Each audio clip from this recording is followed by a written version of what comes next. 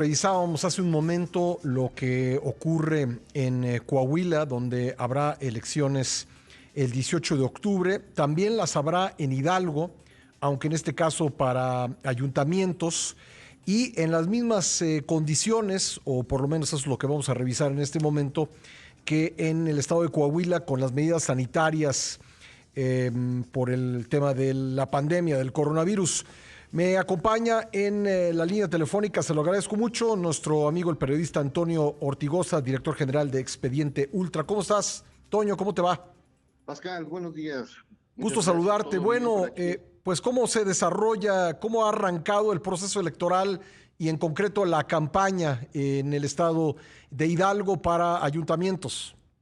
Pues mira, inician las campañas con mucha expectativa, con una efervescencia política por parte, no, hoy no del pueblo, sino de los partidos políticos y de sus actores, de sus candidatos, ¿no? ¿Por qué? Porque la desesperación ya estaba al máximo en las filas de los diferentes partidos. Les urgía ya arrancar estas campañas, que se reviviera este proceso electoral.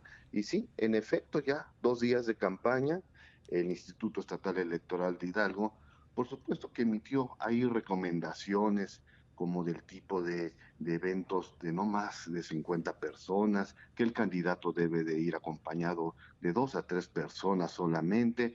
Pero bueno, a final de cuentas la pregunta sería si la sociedad, si el pueblo, si el electorado, pues está en el ánimo de pensar en propuestas, si está en el ánimo de estar pensando en las campañas de los políticos, si hoy vivimos todavía la pandemia de una forma alarmante, y hay que decirlo. En Hidalgo ahorita ya hay 10.591 casos positivos y 1.692 personas fallecidas. Han aumentado, siguen los números al alza. Tan solo ayer hubo 70 casos confirmados más, 13 fallecidos más. Entonces, aquí la pregunta sería, ¿qué va a pasar hasta aquí a 38 días, 40 días, 42 días que se lleven a cabo las elecciones y el voto? Sí, sí, como lo mencionas, Coahuila serán campañas virtuales prácticamente para sus diputados. Aquí no, solamente habrá debates virtuales. La campaña en terreno se hará, pero en semáforo naranja, ¿qué va a pasar?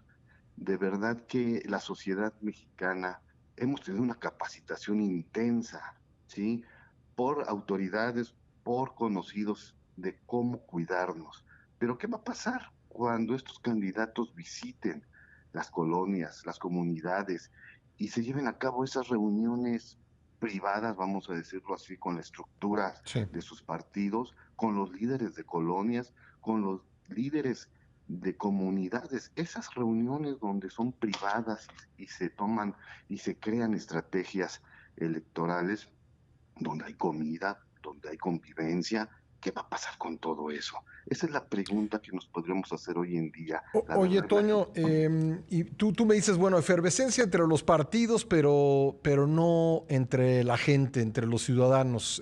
¿Cómo fue este primer fin de semana en cuanto al interés de la población por estas elecciones? Mira, fue poca, lo digo así como periodista, fue poca. Por supuesto, las redes sociales estuvieron inundadas de mensajes de inicios de campañas, y algunos salieron a las calles al toque de puerta famosísimo, sí, con todas las medidas eh, sanitarias, por supuesto, con cubrebocas, con sana distancia, pero fue poco, no es como antes, no es como antes. Hoy las cosas y las condiciones han cambiado, sí, desde aquel primer brote de COVID en el país, pues ya son más de 6, fue que algo así por febrero, ¿no? Entonces hoy ya tenemos 6 meses, 9 días con esta contingencia, con esta sana distancia. Fue poca Sí. la respuesta en las calles, pero bueno, repito, quienes están más interesados son los partidos políticos. ¿Qué características vale la pena mencionarle a nuestra audiencia de las candidaturas? ¿Qué llama la atención? ¿Qué personajes ¿Qué estrategias están siguiendo los partidos? Cuéntanos un poco de lo más importante que se está dando en cuanto a las candidaturas.